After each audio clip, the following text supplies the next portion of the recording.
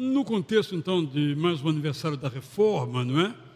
Eu falei sobre os dois pilares da Reforma. São três, não cinco, são três. Em latim, o que era a língua comum da época, se cunharam, então, três expressões, indicando, então, os fundamentos sobre os quais os pés da mesa, daquilo que se convencionou chamar de protestantismo, por diversas razões. O sola fide, a nossa salvação, se dá tão somente pela fé. Fide é fé em latim. Solos Christus, Jesus Cristo é o único que faz a nossa mediação, o meio de campo, digamos assim, entre nós e o Deus eterno. Não tem mais nenhum outro intermediário. E hoje vou falar sobre outra expressão latina, sola scriptura, somente a Bíblia.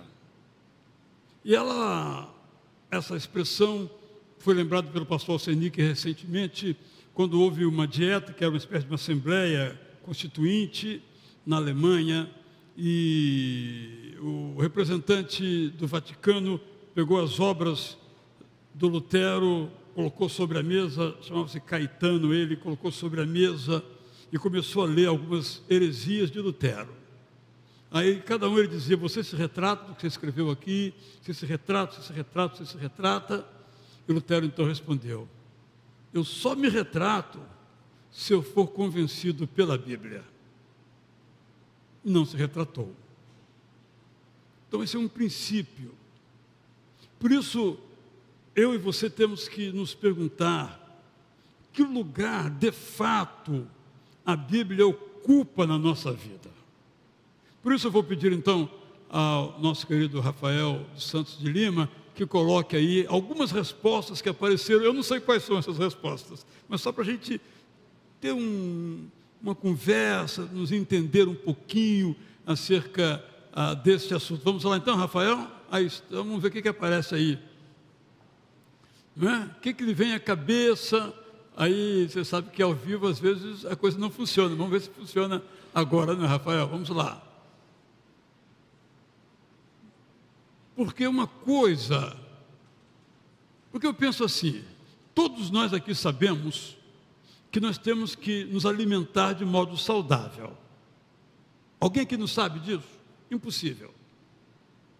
Mas a pergunta é, nós nos alimentamos de modo saudável? Por que não? Nós também aprendemos, aí está, olha aí, o que apareceu aí? 257 respostas, fantástico, olha aí. São tantas que eu vou ter que escolher algumas, né? Palavra de Deus, guia, bússola, ensino, conforto, resposta, inspiração, revelação de Deus, Deus falando, correção, autoridade, atualidade, olha que legal. Voz de Deus, logos, colocaram até em grego, o pessoal aqui é erudito mesmo, não é verdade? Estou pulando aqui, ensino, Sagradas Escrituras, histórias, mensagem de Deus, esperança, foi mencionado aqui pelo Isaías agora há pouco, conforto para o coração, conforto, segurança eterna, regra de prática e fé, manual de conduta do cristão, história de Jesus. Olha que interessante, vários livros, direção, orientação. Gente, o programa ficou enlouquecido. Ele não conseguiu colocar de uma maneira que a gente pudesse ler também, porque tantas respostas, livro da vida, melhor livro para ler. Gente, cada resposta maravilhosa, não é verdade? Olha aí, que bonito, que 257 respostas, deve estar entrando outros, alguns responderam daqui mesmo, já colocaram, outros estão em casa, muito bom. Então, essa é a pergunta. A Bíblia é tudo isso daí. E aí? Por exemplo, você sabe, eu sei que eu preciso exercitar o meu corpo. Mas eu exercito? Por que não? Eu sei que eu tenho que tratar bem as pessoas, eu sempre as trato, por que não? Eu tenho pensado sobre isso. Uma irmã, participando de uma de nossas transmissões, ela falou o seguinte, irmã ativa aqui na igreja, hoje já morando em outro bairro, já só acompanha pela internet. Ela disse assim, essa semana eu li 2 livros da Agatha Christie, mas não li a Bíblia. Em lugar de dizer tem alguma coisa errada, por que está acontecendo? Essa é a grande questão que eu quero que a gente se debruce pessoalmente sobre ela. Porque se eu perguntar aqui, vocês creem que a Bíblia é A, B ou C? Sim, sim, sim. Palmas para a Bíblia. Vamos ficar em pé, aplaudir a Bíblia, vamos cantar aleluia. Amanhã, a gente acorda cedo e corre para cá, corre para lá, o dia acabou e não leu a Bíblia. Mas amanhã, isto é na terça, eu vou ler o dia... não é verdade? Não é assim que é. Por que é assim? Claro que há outros aspectos envolvidos aí, eu quero falar um pouquinho sobre isso então. Então eu pensei em algumas frases para a gente ter muito bem guardada cada uma delas no nosso coração. A primeira frase que eu acho que nós devemos considerar tem a ver com aquilo que dizem sobre a Bíblia.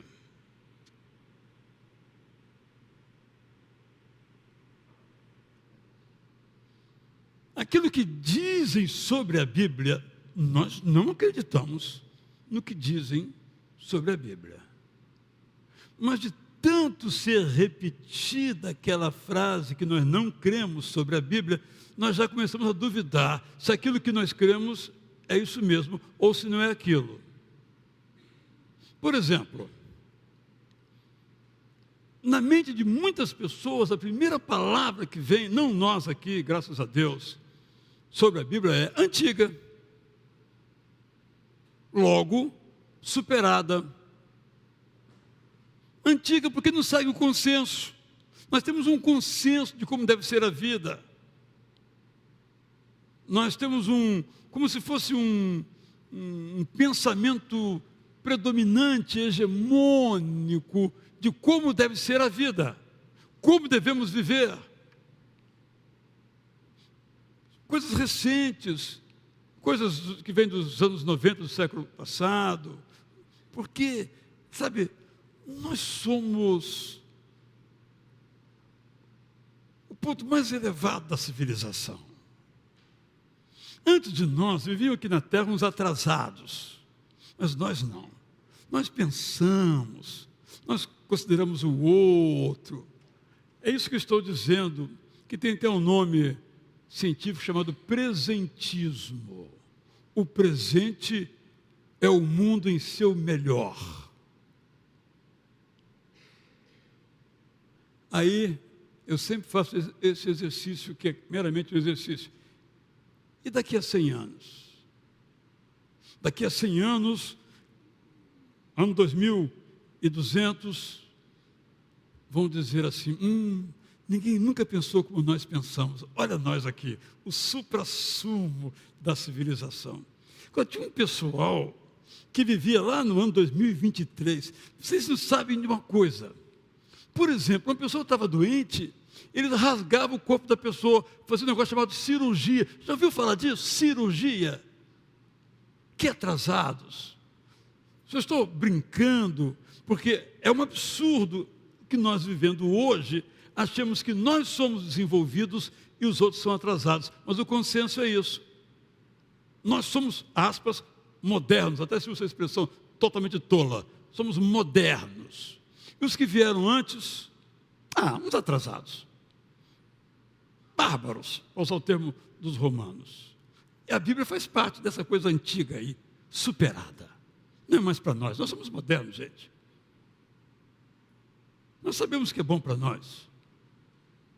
Segunda frase que eu penso que muitas pessoas têm na mente, fora dos nossos arraiais, é que a Bíblia é um livro localizado. Bom lá para os judeus, lá do tempo de Davi, lá no exílio, tempo de Jesus, lá dos fariseus, tempo de Paulo. no tempo e no espaço está localizada. É um livro para a gente estudar como um testemunho de uma civilização ou de uma cultura, mas não é a nossa.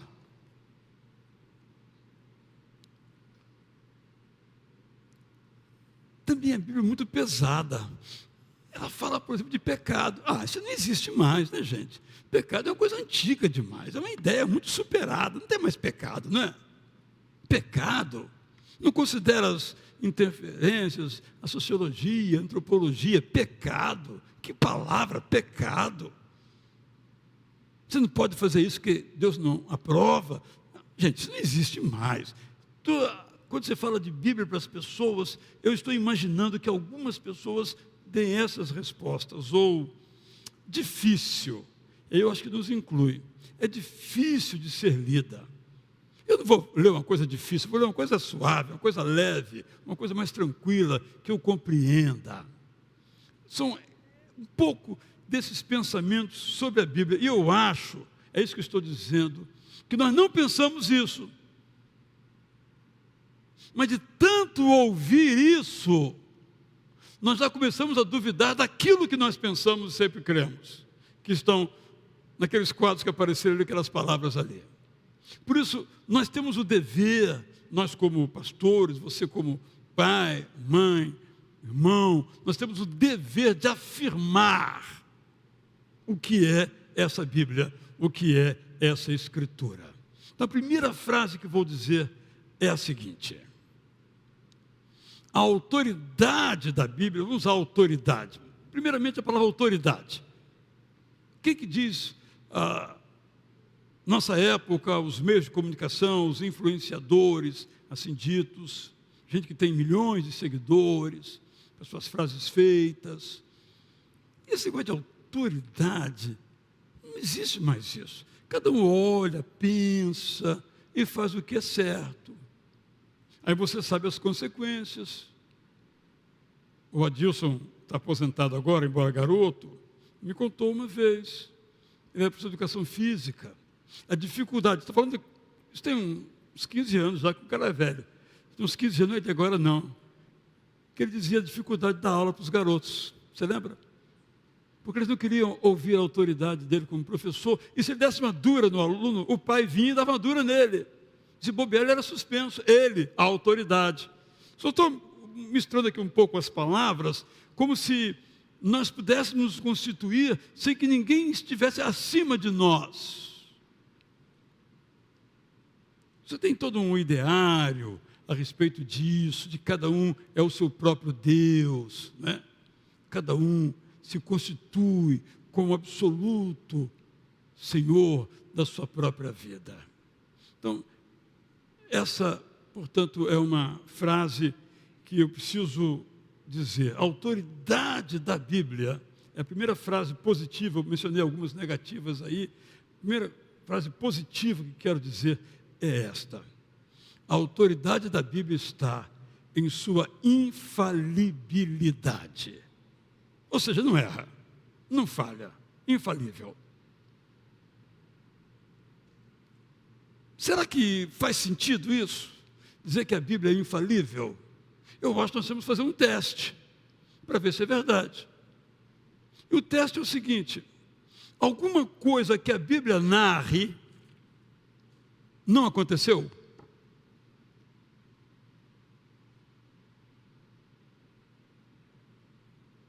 Aconteceu. O desafio é: você pode pegar qualquer narrativa da Bíblia e todos aconteceram. Às vezes, os estudiosos têm algumas dificuldades. Dizem: isso aí não aconteceu. Por exemplo, há alguns autores que dizem que não houve êxodo.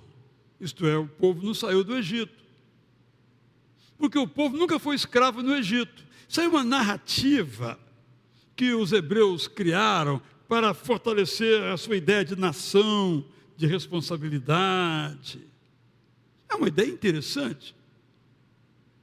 De fato, você vai ao Egito, você tem poucas evidências de que houve hebreus no Egito, ou que houve uma saída no Egito. No entanto, quando você pega a literatura,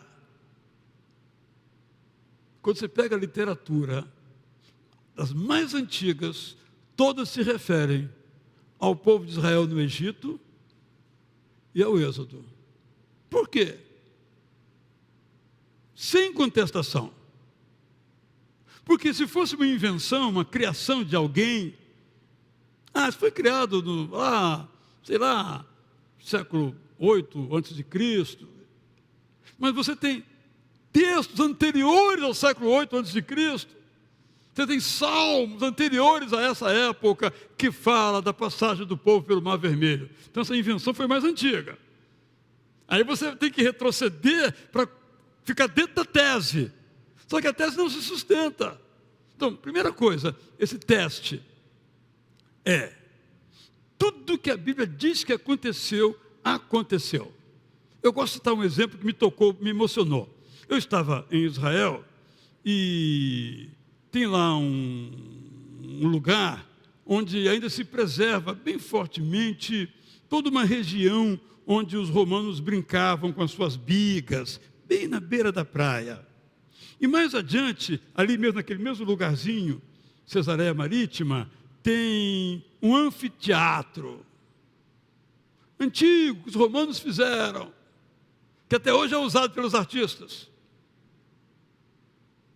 E andando nesse lugar, onde eram as corridas de bigas e até o ginásio, vamos chamar assim, eu fui olhando as placas e encontrei uma placa, que é claro uma réplica, a original está no museu, obviamente, uma placa celebrando no ano tal, sendo governador ou prefectus, Pôncio Pilatos. Só que Pôncio Pilatos, para esses que negam a infalibilidade da Bíblia, nunca existiu. Nunca houve um Pôncio Pilatos. Mas a narrativa, os evangelhos criaram aquele personagem que lavou as mãos, que não existiu. É criação. Aí eu estou andando, e no lugar onde foi encontrada aquela placa, que era uma celebração ao prefectus, ao governador, estava ali. Está até arrebentadinha, tem umas partes que não consegue ler, que está rompida a plaquinha. Pilatos existiu. Por exemplo, eu estou ilustrando algumas situações que as pessoas dizem: isso não aconteceu. Que aconteceram. Por isso que eu amo a arqueologia, junto com a história, porque as descobertas vão sendo feitas.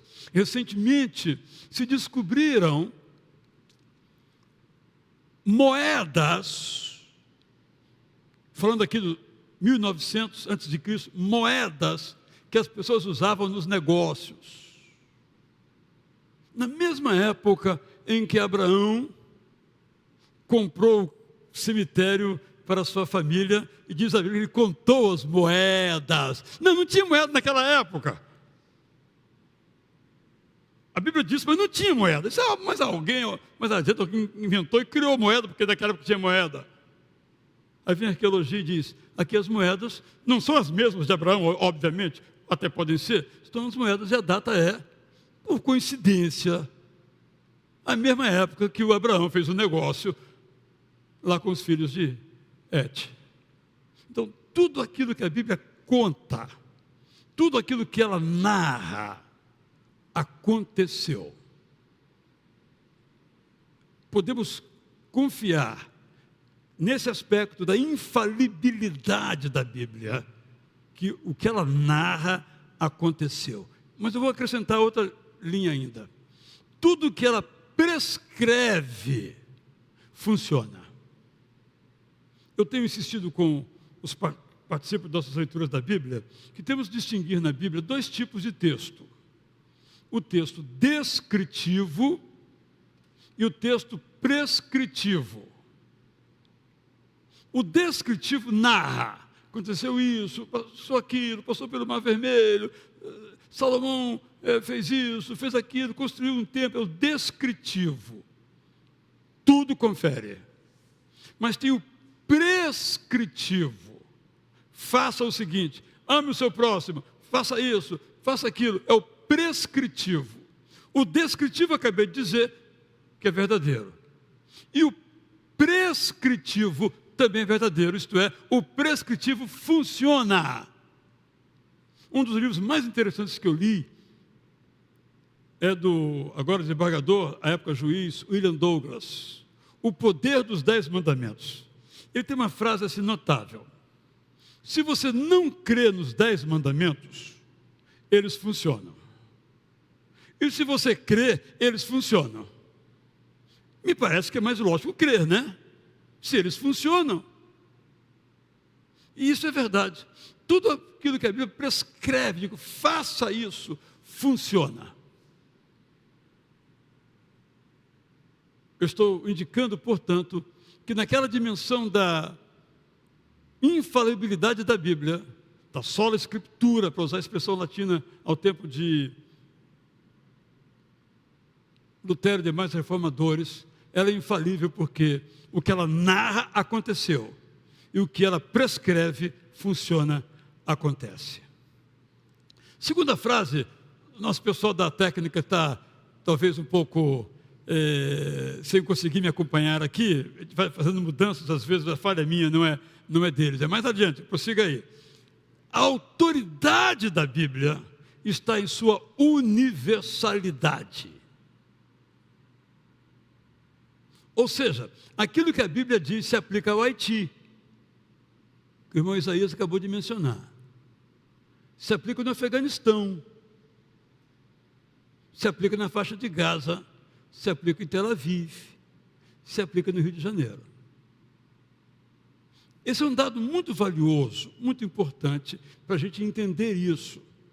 E há um episódio narrado, é uma descrição, no livro de Atos, que é absolutamente revolucionário. Gente, cada cultura, seja brasileira, seja americana, seja japonesa, cada cultura se acha o centro do mundo. Todas as culturas são assim. Se vocês fossem como nós somos, estava tudo resolvido. Todas as culturas dizem a mesma coisa. E aí os judeus, que tinham se convertido ao cristianismo, diziam o seguinte: ora, para alguém ser cristão, tem que adotar os costumes judeus. Por exemplo, uma pessoa que mora lá na Grécia, se converteu ao cristianismo, não é filho de judeu, tem que ser circuncidado. Aquele que mora lá na Galácia, na região da Galácia, na hoje Turquia, precisa cultuar ao Deus eterno no sábado. As mulheres lá daquele lugar devem usar um véu. Aí houve um conflito na igreja, um conflito. Uma pessoa que nunca ouviu falar em circuncisão ia ser circuncidado. Uma cultura em que nunca se usou véu, agora tem que usar véu para ser cristão. Aí os apóstolos se reuniram e tomaram a seguinte decisão. Gente, isso é um princípio de um valor eterno. Quem é judeu, faça as coisas que os judeus fazem. Atos capítulo 15, Jamile.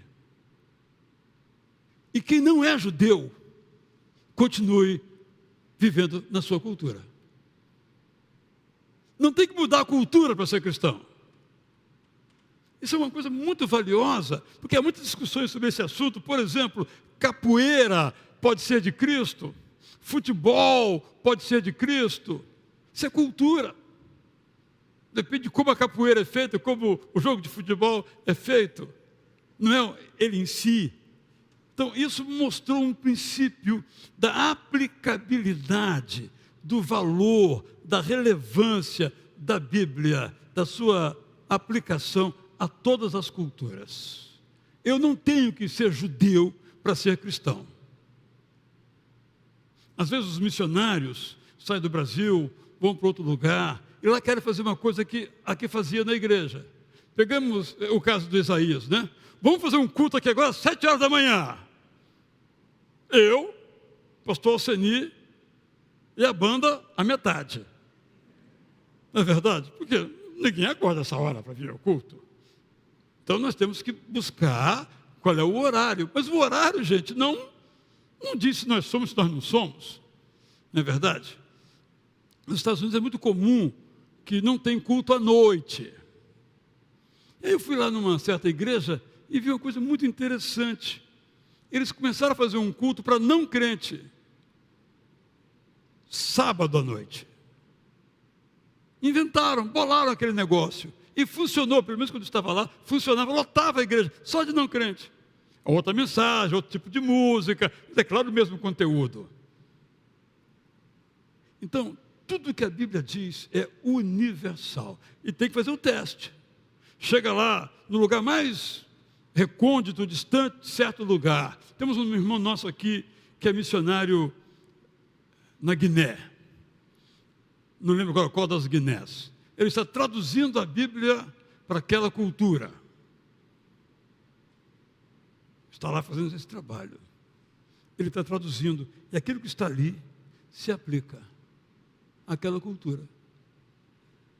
É claro que os costumes dos judeus, dos primeiros cristãos, não são os mesmos costumes. Os costumes não são os mesmos. Mas os costumes não têm que ser utilizados. Só os valores. E aquilo se aplica completamente. Recentemente entrevistamos nas culto das 5 horas o casal de missionários Krieger, que tem gasto mais de 60 anos da sua vida traduzindo a Bíblia para o xerente. E muitos ali, só lendo aquela tradução, entenderam que Jesus é o Salvador. Hoje são pastores naquelas igrejas, entre os xerentes. Porque ela é universal. Tem algum outro livro que é universal? Tem algum outro livro que é infalível? Essa é a coisa que nós temos que colocar dentro da gente e agradecer a Deus pela palavra que nos deu, infalível e universal. Eu vou dizer só mais um ponto e continuo na semana que vem, se Deus quiser. A autoridade da Bíblia está na segurança, e isso foi destacado aqui, que ela gera. Aquilo que a Bíblia prescreve, isto é, nos manda fazer, não muda. Nós podemos confiar nela. Cantamos agora, né, essa história lindíssima, em forma hímnica, do momento em que Jesus manda a tempestade calar a boca. Todo mundo no maior desespero. É uma história belíssima. E ele diz: vento, cala tua boca. E o vento, ó, ficou fininho, mansinho. Aí os discípulos, aqueles bobões, perguntaram o seguinte: quem é este que manda o vento se calar e o vento se cala? Mas essa história, até hoje, acontece. Não acontece necessariamente no mar, mas acontece, para usar a metáfora aqui, no mar da vida. Quantos de nós aqui, diante de uma dificuldade sem saída, lemos essa história, Bruno mencionou isso, e Deus cala o mar, cala a tempestade, resolve o problema. A promessa continua válida. Uma vida sem a Bíblia é uma vida sem esperança. Porque essa esperança que a Bíblia nos fala, não é aquela que a gente faz aqui da combinação um com o outro. Porque eu prometo uma coisa para você, pois eu esqueço. Mas é uma esperança que vem do Deus eterno. Ele não esquece. E eu posso confiar. Então a Bíblia não é apenas um livro que se lê. A Bíblia é um livro que nos dá um fundamento para viver. Alguns de nós aqui já passamos por problemas de saúde gravíssimos.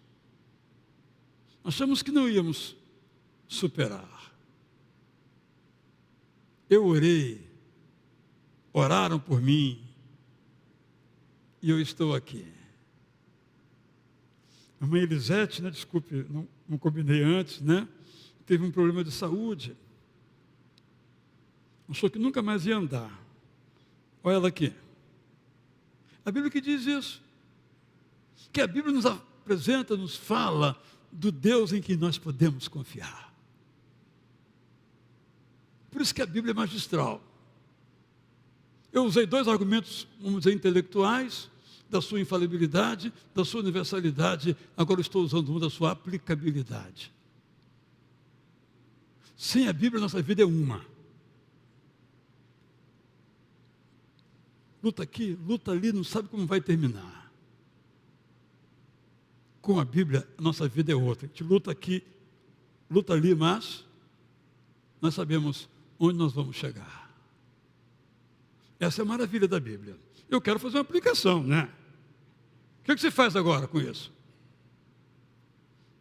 Onde está a sua Bíblia? Está no meu celular. Tá bom, está respondido. Mas celular, você sabe, se você não apertar aqui, não abrir o programinha, Bíblia, não escolher o livro que você quer ler, não vai acontecer. Vai? Então, a Bíblia está aqui, ó, no meu bolso. Ou, como dizem alguns, meu braço, embaixo do meu braço. Ou, lá na estante. Eu sei que vocês têm aqui pelo menos 3 Bíblias em casa, fora o celular. E algumas estão tão bonitas, tão conservadas, tão preservadas, que denunciam que nunca foram abertas, né? Às vezes eu emprestava livro para a pessoa, um livro qualquer, depois me devolvia. Aí eu dizia assim, você não leu, né? Li-se, não leu. Quando você lê um livro, não fica igualzinho, o negócio desarruma, fica meio tortinha, há uma folha aqui. Tem gente que a Bíblia é tal qual comprou. Linda, exuberante, colorida, lindas notas de rodapé, mas estão lá intactas, loucas para serem abertas. Gente, vocês se lembram daquela história, a famosa história, não é? É um outro tempo em que as pessoas não tinham Bíblia em casa. A Bíblia ficava na igreja. Alguns aqui fazem isso, a Bíblia está aí no primeiro banco aí, né? Alguns só usam essa. Mas está bem, está usando, está ótimo. E aí foram dar uma geral no templo de Jerusalém. E de repente o cara que era o responsável pelo negócio lá, o sumo sacerdote, achou um pedaço da Bíblia. Não havia essa facilidade, eram pedaços que juntavam aqui, juntavam ali. Achou um pedaço que falava da aliança de Deus com o povo. Aí ele, quando chegou lá o secretário do rei Josias, ele disse, olha, achei um livro da Bíblia, da vida aí, Código da Aliança. E aí eles foram ao rei Josias, que talvez não soubesse ler, e leram para ele. Quando leram, ele disse, meu Deus, não estamos fazendo nada disso. Eu sei que não é uma palavra real essa, estamos fritos. Um rei fala mais bonito, né? Aí ele fez uma reforma. Aí o povo de novo entrou nos eixos, mas depois esquece, né? É assim, nós somos assim. Onde está a sua Bíblia? Lá no templo, escondida como o templo do rei Josias, não é? Então eu queria que você pensasse nisso, que você dissesse, bom, eu amo a Bíblia, beleza, nota 10, show, ok. Tá, e agora? Vai continuar lá na estantezinha, enfiadinha, bonitinho, só para compor, você faz uma live, está lá, Bíblia Sagrada, né? Faz uma foto, tira a foto aqui comigo aqui. Tá, mas está lendo, está sublinhando, né? Grifando, perguntando, peraí, isso aqui está complicando a minha vida. Eu não estou vivendo esse negócio aqui não. Essa é a grandeza, a riqueza da Bíblia. Então, eu quero lhe fazer um convite. Você está lendo a Bíblia? Show, beleza, prossiga. Está aplicando o que você lê? Ou tentando pelo menos, né? Acho que 100% não consegue. Ótimo, excelente. Não, sabe, a Bíblia antiga, meio velha, sabe, não sei o quê, não é para mim, eu acho que estamos em outra época. Eu acho que mostrei em 3 pontinhos apenas que a Bíblia não é de outra época, nem de outro lugar. Ela tem que estar entronizada no seu coração. E aí a sua vida será, nem tem comparação. Eu vou continuar, falei genericamente do que ela pode fazer na sua vida. Nosso querido Isaías falou da esperança. Quem é que nos diz que podemos ter esperança? Eu vou terminar lendo alguns versos da Bíblia sobre a Bíblia. Eu vou ler na versão Prazer da Palavra, ainda em processo de preparo. Romanos 15, 4. Leamos sempre a Bíblia. Ela foi preparada para nos ensinar a ser pacientes, para nos fortalecer e para nos encher de esperança. Disse o apóstolo Paulo. 2 Timóteo 2, 14 a 18, que você conhece. Paulo diz então ao seu pastor auxiliar: oriente a igreja na palavra de Deus. Assim, as pessoas evitarão participar de polêmicas inúteis. Parece que Paulo estava falando para nós hoje aqui, né? Que é o que a gente mais faz, é entrar em, como se diz na gíria, em tretas que não levam a nada. Vou atualizar aqui a versão, hein? Assim as pessoas evitarão participar de tretas, brincadeira, gente, de polêmicas inúteis, que servem apenas para provocar catástrofes na vida dos que creem. Viva, diz Paulo, de modo que o Deus eterno aprova, não de um modo que o envergonhe. Seja absolutamente fiel ao que é ensinado na Bíblia. 2 Pedro 1, 19 a 21. O encontro de Moisés e Elias com Jesus Cristo no monte confirmou o que os profetas tinham dito na Bíblia sobre o Salvador que viria. Confie na Bíblia. Ela, a Bíblia, é como uma luz, que coisa linda, é um poema de Pedro. Ela é como uma luz que brilha na noite, até que a madrugada chegue e a estrela da alva surja, seja vista. A estrela da alva é o Salvador que nasceu nos seus corações. Ao lerem a Bíblia, vocês não devem interpretá-las a partir de sua própria opinião, porque nenhuma mensagem bíblica é de origem humana. Na verdade, os escritores transmitiram a voz celestial por inspiração do Espírito Santo.